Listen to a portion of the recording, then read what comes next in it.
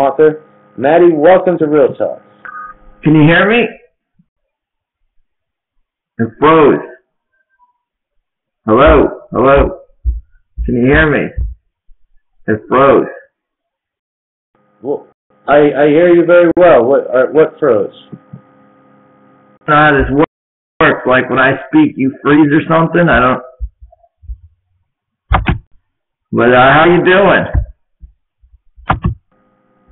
I'm doing well, Maddie, and I'm enjoying this beautiful Los Angeles weather. What a perfect day it's been today. I want to take a quick moment to welcome one of our listeners to the show. Mike, welcome to Real Talk. How you doing? Have fun rubbing your ribbon. Doing good, Mike, and we're excited to talk to you as we continue talking with Maddie. If you have questions, you can make your box light up by clicking the request to speak button on there. So I want you to talk, because people aren't familiar with you tragically. I think they should be. I think a little bit of background on who you are and your unique story would be an appropriate way to start this before we start talking about our personal friendship. So what's the tragedy? I'm lost here. Who are these people in the other boxes? They're slobs. This is your demographic, dorky men. Dorky white guys is your demographic. Now we have somebody writing, is this person from the fucking 80s? Matt, you've already made enemies on the show. I don't know how you did it. Person from the 80s? What does that mean? Yackit has to get a little better technology, because when I talk, it's like a walkie-talkie. I can't hear you talk. Yeah, well, I think that's something they're working on. But anyway, in the meantime, I talk and then I throw it back to you and back and forth. I want to say, welcome to Jamestown Pod. Good to have you with us. And I will be taking questions from everybody in just a minute, but I'm going to repeat the question to you, Maddie. Why don't you tell the listeners a little bit about your background before getting into comedy? Well, I got into comedy in the early 2000s. I started in New York City at the world-famous New York Comedy Club, and that's where I met the wonderful Danny LaBelle, and I worked my way up. I've done some cool projects. I've done stand-up on BET, which was a great moment in Black History television.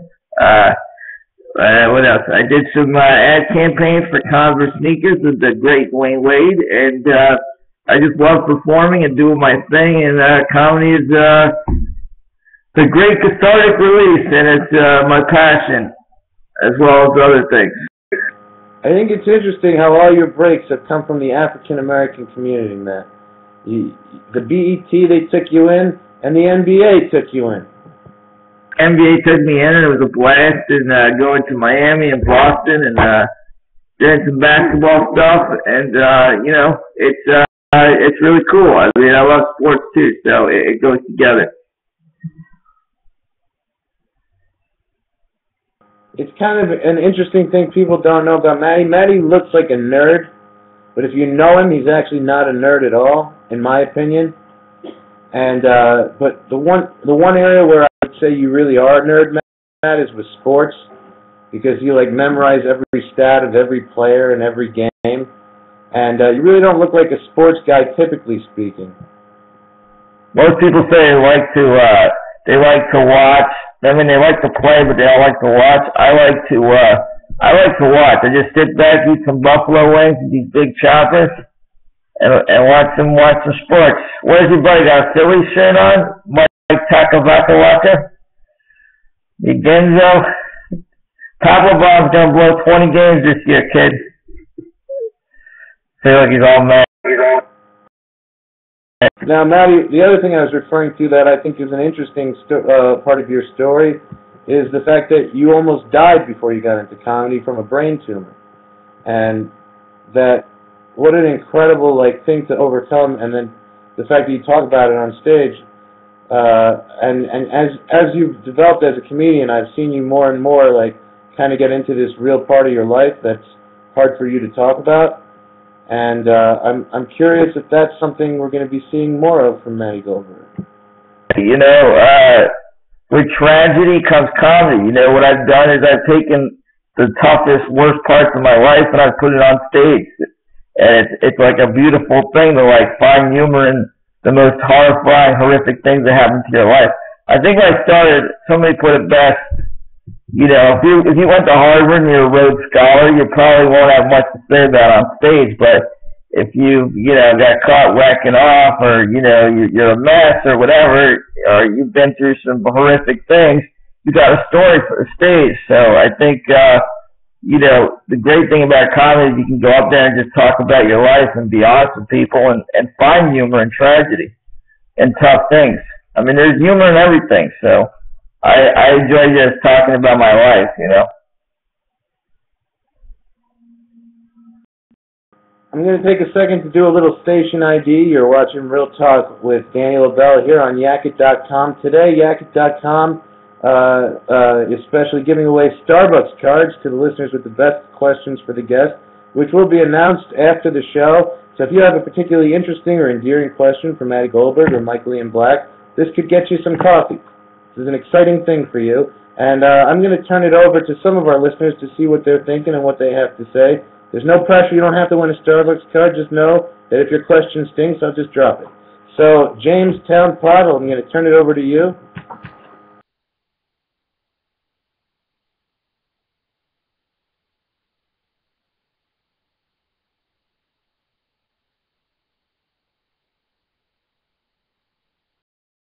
Well, we didn't hear a word of that, James, but it was very nice of you to try.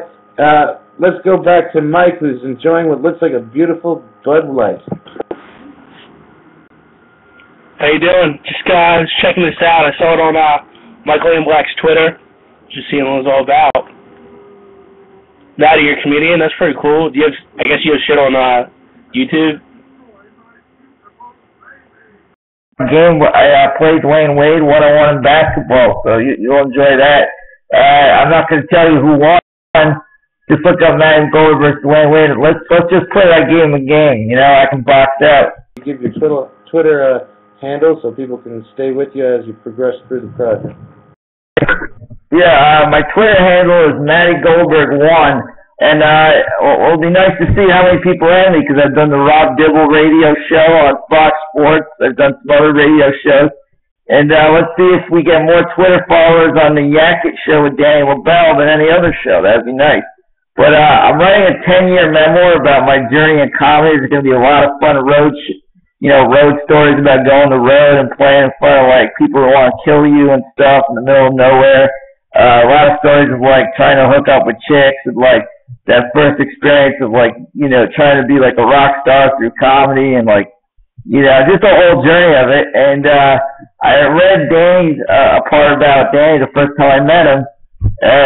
This is Danny 8-9 years ago, so it's not the mature Danny LaBelle you see, but the first time he ever saw me on stage, he was drunk and he heckled me off the stage by calling me Buddy Holly, and I wanted to fight him, and I hated the man. And it's just so odd that the first time I ever met the guy, I hated him, and then he became one of my best friends. So in this world, you never know what's going to happen. And I believe Jamestown Pod. Sorry, I cut you off there. I thought you'd finish, but I'll turn it back to you. I was going to say, I've learned in life it's always good to start with the worst possible impression with people, so you can only work your way up from there. And you sure did. And the story is hysterical, because you, like, totally ruined my set. You totally wouldn't let me speak up there, and I wanted to fight you. I was really going to go toe-to-toe with you, and it's just bizarre that we became such close friends. And it's one of the great stories of comedy. Like, your bombs are always really funny stories. You always learn from them in stand-up. So if you're a young comic and you bomb, it's all good. You can learn from it. And Mike Tavecki. It's true, I was in fact a drunken idiot back then, Matt, and I have changed my ways. And Matty and I were roommates as well when he lived in Brooklyn, New York.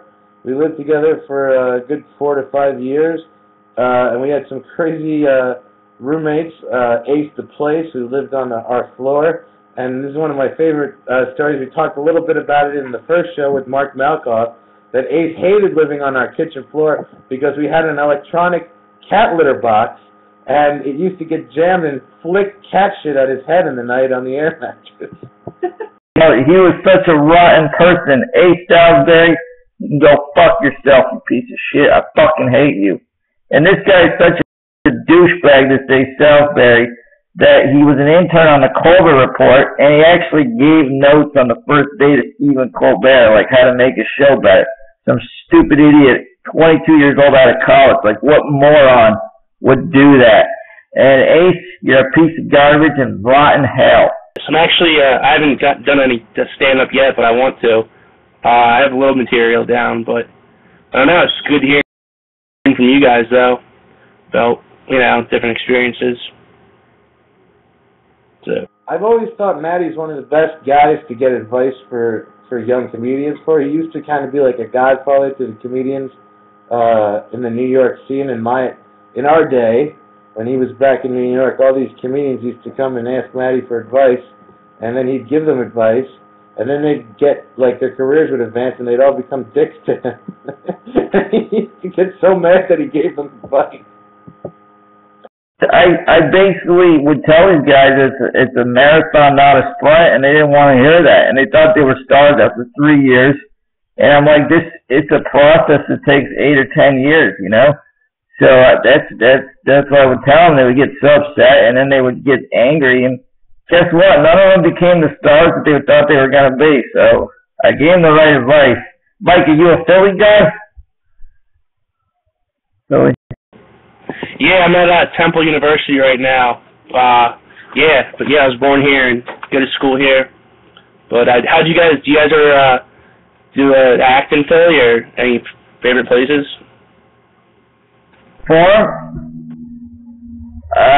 To perform? Is that the question? I like it everywhere. I like going to Baltimore. LA is a lot of fun. Any comedy clubs, it doesn't matter. Bars, comedy clubs, I'll perform. Old age homes. I mean, sometimes on the road though, you go to these places and it's like you're in the middle of Alabama, and you don't know what's gonna happen. You're like, just get me through the 30 minutes, because it's like a war zone. And those shows, they make you stronger, but they're great adventures. Who's the chick?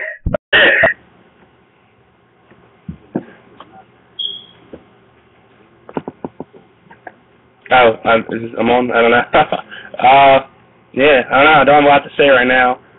But it's good hearing from you guys. I like listening to you. Trying to, like I said, I'm trying to get into comedy, so.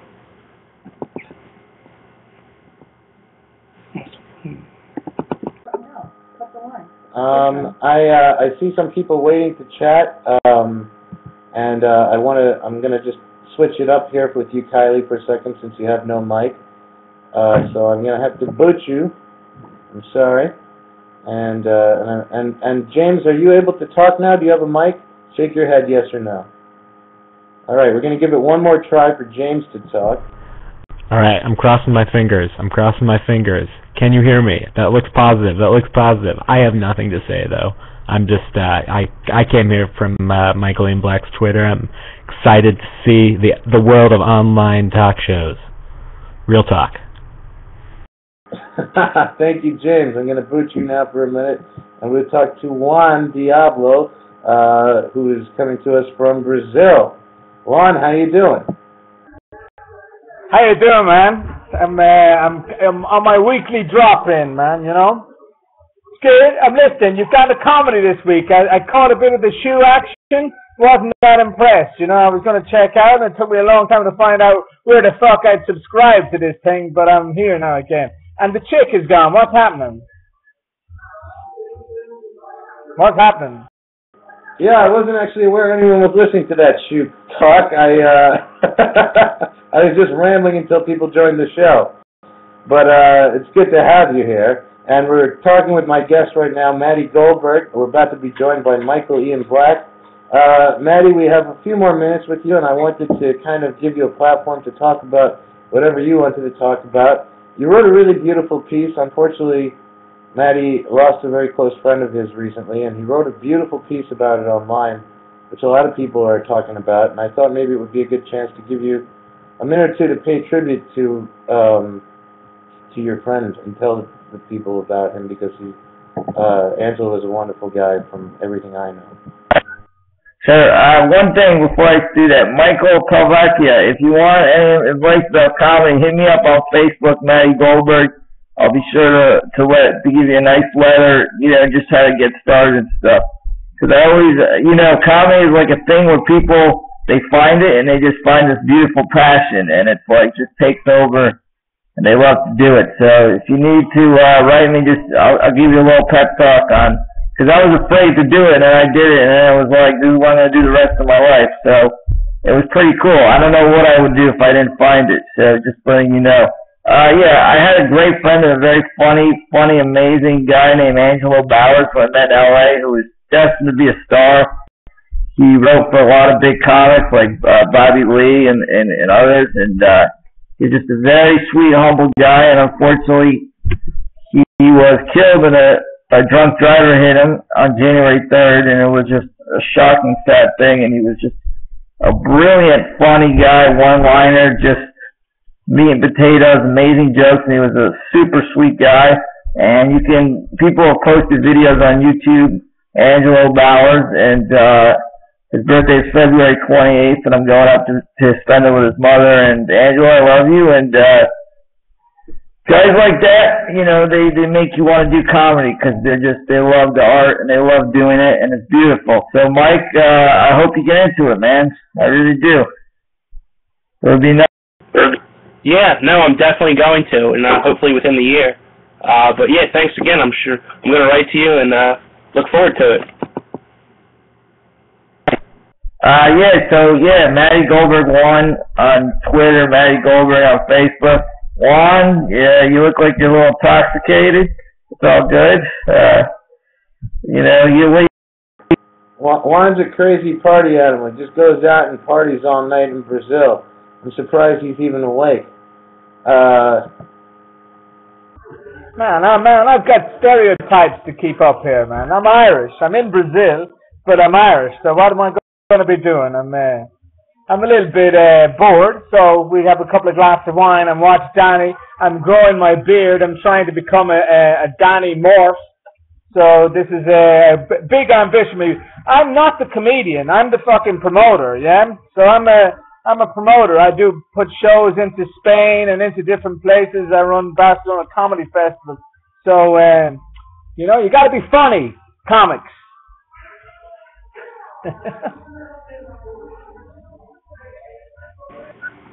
Yeah, I'm an Italian from Philadelphia. I just ate a plate of deli meats, so I know about stereotypes. Well, there you go. I think Michael Ian Black has just joined us here. So, Juan, I think I'm going to boot you for a few minutes to get Michael on. But hang in there and watch the show, and we'll bring you back. And Michael Ian Black joining us in just a second. We see he has in fact entered the building, so to speak, and should be joining us any second, momentarily. In the meantime, it gives us a little more time to chat with Matty G. Here he is. Matty, you got no more time to chat with him. Now, hang in. We'll be talking. Michael, welcome to the show. Thank you very much for being here. My pleasure. I'm thrilled to be here. You look ecstatic or exuberant. I'm not sure which one's better. I'd like to talk to you. I've interviewed you before on my other show, so for me to interview you again, it doesn't seem to make a whole lot of sense. So I'd really like to talk to you specifically about the book you have out, and it's called You're Not Doing It Right, which is a great title for a book, I think. Did you come to the title right away, or I think sometimes I've heard this, that a lot of people write a book based on the title, and there are people that write the book and come up with the title afterwards. Which was it for you? I wrote the book and came up with the title about halfway through the writing of the book. I was going to call it Clappy as a Ham. That was kind of a working title, but nobody understood what I was saying, and it didn't really relate to anything in the book, and it's not really a phrase. So I decided to change that, because it was a terrible title.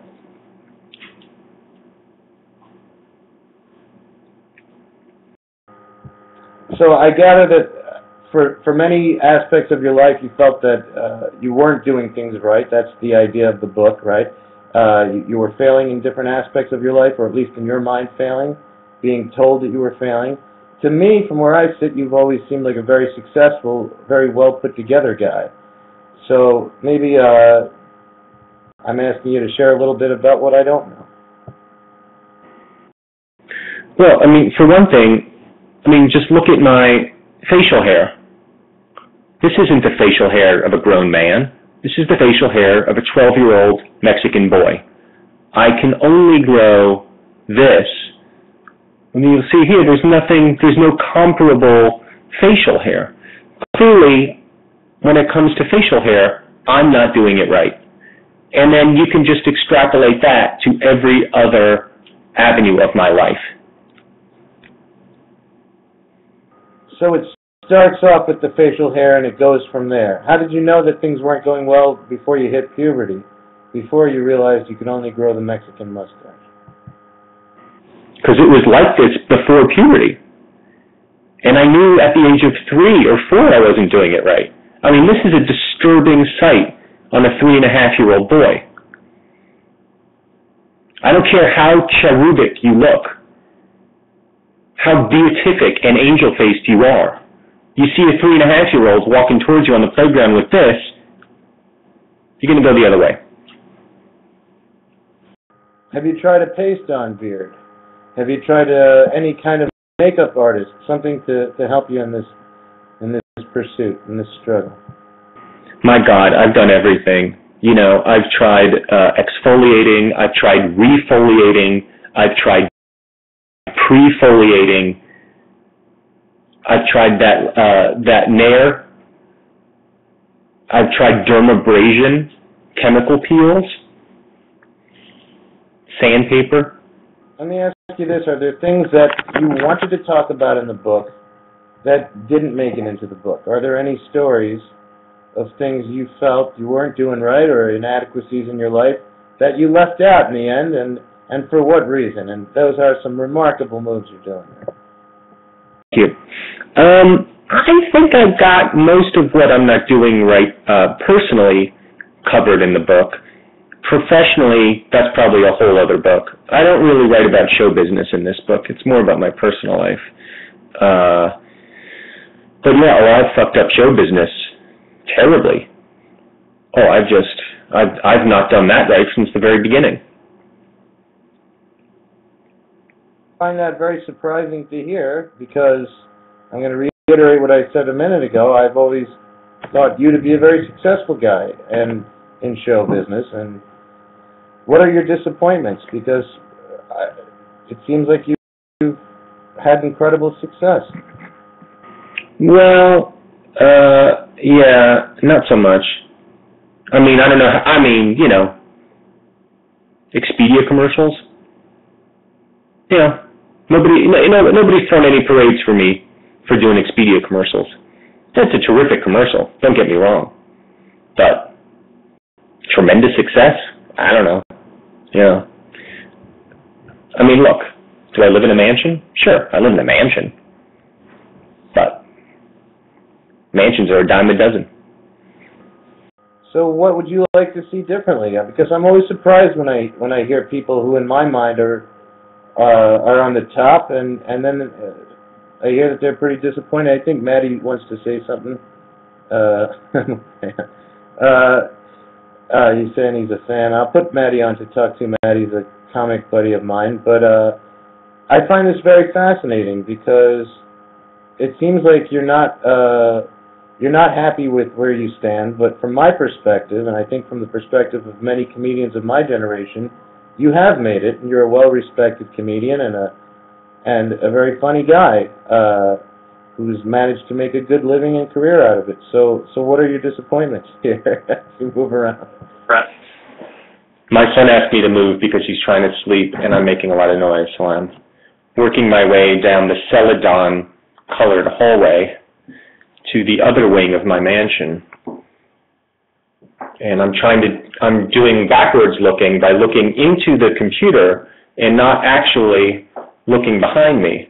Now, I have this feature on my car, but I've never tried to do it on a computer. So it's a little bit of an experiment. And honestly, I think it's going great.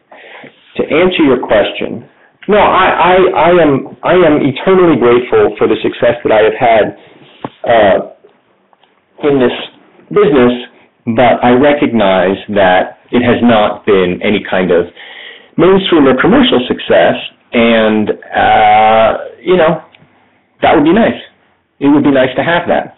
Now, I'm sorry to cut you off, Mike. I saw a pause and I thought you'd stopped, but I'll send it right back to you so you can finish your thought. I mean, I get it. You think I'm talking too much. You want me to shut up. I get it. I totally get it. It would be nice to have some sort of commercial success, but I recognize that may not be possible for me, not because people are asking me to do it. So, as well respected as you say I am, that doesn't necessarily translate to professional engagements. So, thank you for the compliments, but for example, you're not seeing my story arc on Parks and Recreation this year because there is none. Ditto for, say, Community or any other television program. So it would be nice to just, have the phone ringing sometimes without me doing the dialing. Understood, and I hope people hear it here on Yackit.com and start calling you, Mike. Wouldn't that be great? If it all happened right here on Yackit.com. We have some people tuned in. I want to turn some questions to the listeners. Mike has been waiting here to talk to you for quite some time. He's a big fan of yours. I'm going to turn it to Mike for a minute. Michael, just a big fan. I have thrown parades for you for your commercials. I want you to know that. And I don't have a question. I mean, I fell asleep to your stand-up the other night. The one in, I'm an asshole for not remembering what the title is. But the Yay and the, I just know the tracks on it. But I fall asleep to it every night. It's kind of gay, but that's it. I mean, thanks. It's, the intention of the stand-up album, I think in general, is not necessarily to have people fall asleep to it.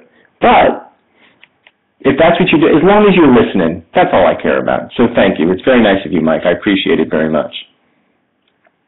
It is kind of a big compliment because, most people, I think, I read somewhere, in terms of recordings that people listen to as they go to sleep, it's usually Frank Sinatra. I think that's the most listened to because it relaxes people. So he's putting you above Sinatra, essentially. I'll put it back to you, Mike, because I see there's something else you want to say. And me and my buddies, we watched the Stella seasons on DVD so many times that it started getting worn all down that it started scratching. We were perfectly fine with it, but we watched it so many times that it started breaking. So. Well, that is a high compliment, and I thank you very much, Mike. That's very nice. Thank you. I think you and your friends were the only ones who watched it. I'm going to point out another thing. Another guy who's always made his own success by making his own projects, Woody Allen. So you're in a good company in that respect. I'm going to turn it over to Fergus 10. Hi, I am late to the conversation, so I don't know if we have spoken about Mates yet. But Mates is great. We should talk about Mates. Let's talk about Mates. All right, well, Mates stands for Mike and Tom Eat Snacks, and it's a podcast I do with my friend Tom Cavanaugh, who you may remember as Ed from the television series Ed, in which I also appeared. So we have started this podcast where each week we pick a snack, eat a snack, rate a snack, and it's been going on for 49 episodes. The next episode will be our 50th, and it's been great fun to hang out with him and shoot the shit about snacks and all manner of other topics that inevitably come up during the course of recording. I think it would be a missed opportunity not to ask you what the snack that you've liked best so far has been. There have been two perfectly rated snacks in the history of mates, which means both Tom and myself give the snack a 10 out of a possible 10. The first was Haagen-Dazs single-serve vanilla ice cream. They come in a little cup like this. The second took us both by surprise. Clementines.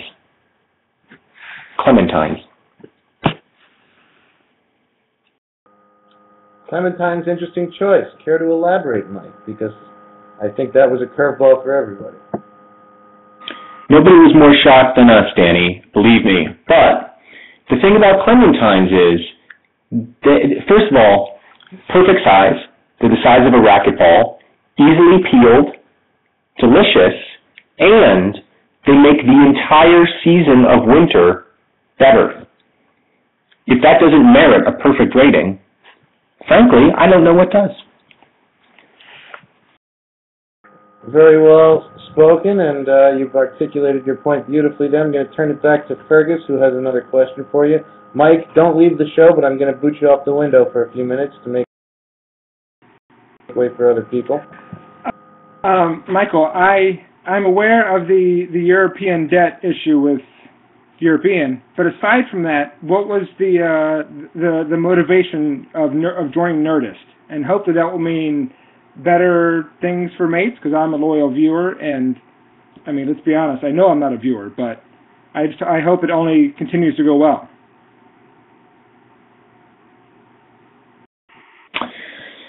Thank you. We recently switched production houses. We were working with Comedy Central Records under the auspices of our fabulous producer, Ian, also known as European, because he is from Norway.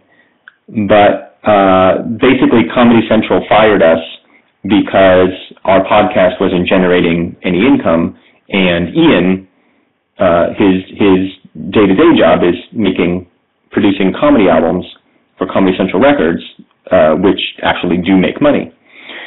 So they fired us, and we took our talents to Nerdist Industries, run by the inestimable Chris Hardwick, internet entrepreneur and former game show host. So we have found ourselves now under the Nerdist umbrella, and it's a great organization, and we're happy to be there until they fire us.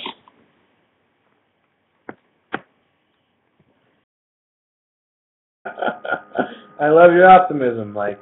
I guess you've been in comedy for quite a while. I think this is a good chance for me to slip in my own plug that I will be at the Nerd Melt Theater tonight doing the Risk podcast. So if anybody listening is in LA, I'll be doing a bit of storytelling after this show at the Nerd Melt Theater, at the headquarters of the great Chris Hardwick. I'm going to go to Brent, who has a question for you, Mike. Welcome to the show.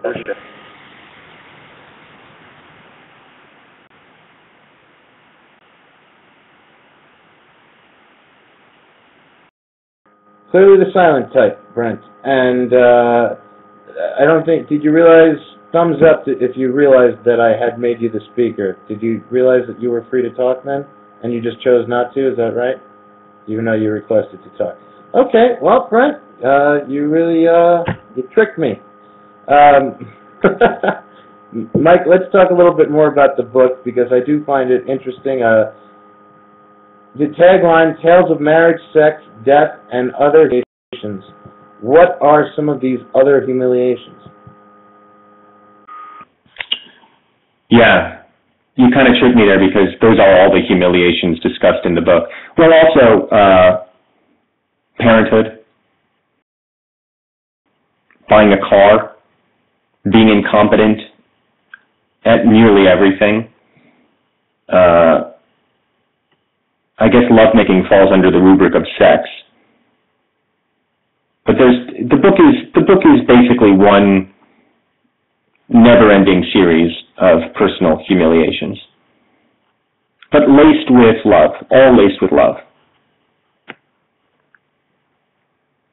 I wonder if you're not just too hard on yourself. You seem, you say all these things are such inadequacies.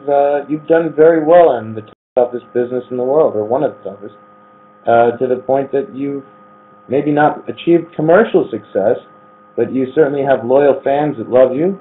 You've won over the respect of other comedians, such as myself, and you've done some very interesting and cool things. So maybe you're just being too tough on yourself here, Mike Liam Black. I think you're not this screw up. Well, I guess I'm promoting the wrong thing. You are a screw up. Get the book. I should be pushing that angle more. What's been the toughest thing about being a father? Well, initially the hating my baby part was probably the hardest. Just the simple act of hating the child or children that I had brought into the world and feeling like, oh, that's not the emotion I'm supposed to be experiencing. But I think a lot of that had to do with sleep deprivation and little preparedness for the rigors of fatherhood. But also I had shitty babies. I mean, it wasn't entirely my fault. The babies are somewhat to blame for being so shitty. Well, I still feel that's a vague answer because I think all babies are kind of shitty. What made yours particularly shitty? Can you give me an example? Well, both of my kids had colic, which is a catch-all term used to describe any kind of distress, undiagnosable distress that the child is having. It could be gastric, it could be sensory, it could be, they don't know what causes it, but the result is that they don't sleep, and all they do is cry all the time. They never stop crying for, could be 12 out of 24 hours that they're just miserably crying, and those 12 hours that they choose to cry are the ones that you generally want to be asleep in. So it was two babies like that. So it was just constant, unending, torturous screaming. But I love them to death. Okay, yeah. So when you say that you hated them, was there a feeling of guilt that you had feeling this towards your own kids? Was that I find it hard to grasp the concept. I mean, I understand that it's difficult, but when you say hate, is that a comedic effect, or did you literally hate these kids? And I'll bring it back to you, Fergus, in just a second. But I am fascinated by the concept of saying that you actually hated the kids, and how much of that is real, and how much of that is just a punchline. It is exaggerated, but not that much. I mean, if you don't sleep for months at a time, I don't care if you made the thing that's causing you not to sleep, you're going to fucking hate it. I absolutely hated my babies at times during their initial newbornhood. And look, they weren't crazy about me either. It was mutual loathing. I think we've since come to an accommodation with each other. But in the beginning, it was very, very rough going for a while. Fergus, just another second, because I have another question quickly for Mike, and welcome Conte Tova to the show. Was there an initial hesitation in becoming a father as a comedian? A lot of comedians go through this, where you feel this is going to hurt my career, this is going to stunt my personal progress and in my career trajectory. Was that something that maybe you were taking out on them as well, or is that something completely different? Well, clearly as a woman you always go through that, and I'm no different. I thought, I'm going to get fat, the casting directors aren't going to look at me as a sex object anymore, and I'm going to have to make adjustments. So I was definitely concerned about that. No, I don't There were no career considerations in terms of deciding whether or not to have children. It was purely emotional decisions that really had nothing to do with career. I don't make that many or any personal decisions based on what I think how it's going to affect any sort of trajectory that I may have. The trajectory is unpredictable at best, so I don't second guess that. Okay, I'm going to turn it over to Fergus 10, who has a question for you. First, just to support Michael, as a parent of two young girls, I can vouch for the fact that you can simultaneously love something and hate them very, very much at the same time. Those are not mutually exclusive emotions. But second, back to Mates. I came to the Mates podcast knowing you and knowing Tom Cavanaugh from Ed, but not knowing him as an individual, if you will. And you guys are hysterical together. And I know that you obviously wanted to work together, which is why you started doing Mates. But are you working on anything else to do together? Because the chemistry between you guys is really, really fantastic. Thank you. We talk about doing stuff, but I think neither of us quite knows what to do. I mean, part of it's just a function of schedule. It's hard enough for us to get together for a week an hour or two a week just to make the podcast. So I think we both like to continue making stuff. We just don't know what to do, and we don't have a partner to do it with in terms of like a production company or anything like that. But yeah, I imagine at some point we'll sit down and write something.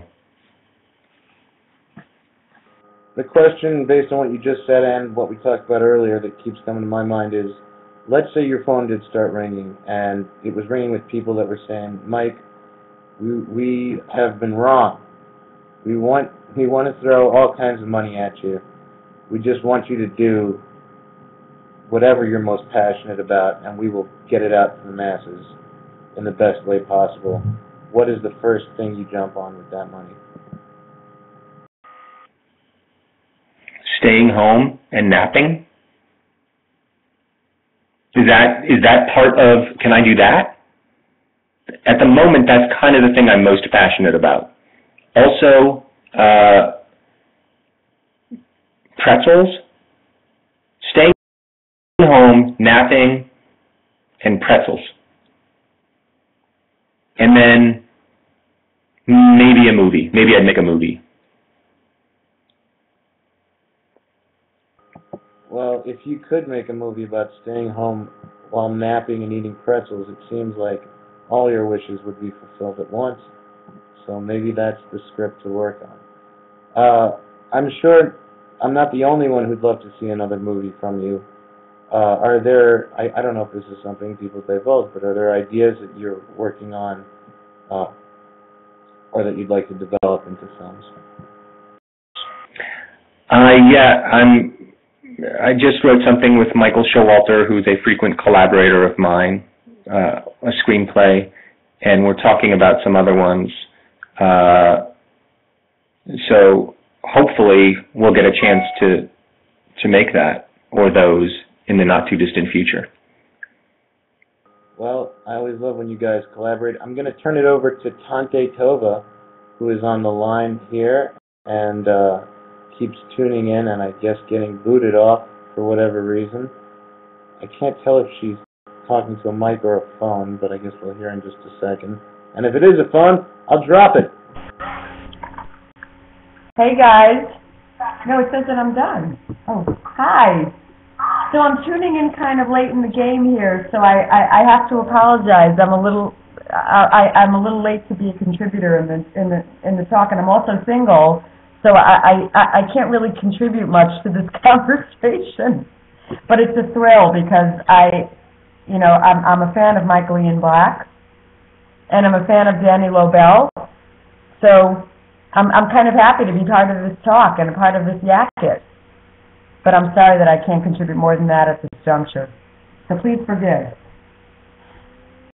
Absolutely forgiven. And we are actually just about out of time, so Mike, I really want to thank you for being here. Obviously, it's been a lot of fun talking with you, and I would love to keep going, but that is the amount of time we have for Real Talk with Danny Lobel. I'm going to turn it over to you one more time before I sign off, just so you can plug away at anything and everything. And again, thank you very much. It's been really wonderful having you on the show. Thank you, Danny, and thank you for having me. This is a great format that you've got. I don't think I've ever seen this before, but it's pretty cool, and I can see that I see how much potential there is in this. So, congrats. It's a great idea, and it seems like it's working very well. So, I would just encourage everybody out there to watch Real Talk with Danny Lobel right here on Yackit.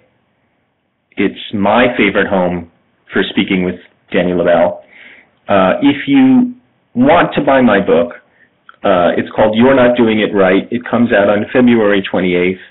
You can pre-order it now. I've been retweeting people who say that they've bought my book on Twitter. It's kind of an honor system thing. But I haven't been retweeting everybody because it's been a lot of people, and then people are calling me names. So if you don't get retweeted, please don't call me names. It hurts my feelings, and it just makes me feel like I'm not doing it right. Well, there you have it, folks. Go out and buy the book. I'm going to tell you again, the book is called You're Not Doing It Right, and it goes on sale on February 28th. You can go pre-order it. I guess the best way is going to Michael Ian Black's website, which is michaelianblack.typepad.com. Is that correct, Mike, or is it just michaelianblack.com? michaelianblack.net. But you can also just go to any of the booksellers, your Barnes & Nobles, your Amazons, your Simon & Schusters, whoever you prefer to give your hard-earned American dollars to, or international dollars are fine too. Thank you, everybody, for tuning into the program. My wonderful producer and girlfriend, Kylie, has been following the show. I'll pick the two best fan questions that have been coming in the video feeds throughout the show, and be sending you guys some Starbucks cards. Thank you guys, with money on them, not just the empty ones that you can just pick up, with actually money on them, so you can buy coffee. Thank you, everybody. Email info@yackit.com, so we have your emails to send you those to. And Michael, it's been an absolute pleasure, and thank you, everybody, for tuning in to Real Talk with Danny Lobel here on Yackit.com. We'll see you next week. I believe our guests are Ralphie May and Jamie Lee, I think. So that should be a good show. Thanks, everybody, and I'll see you next week. Bye-bye.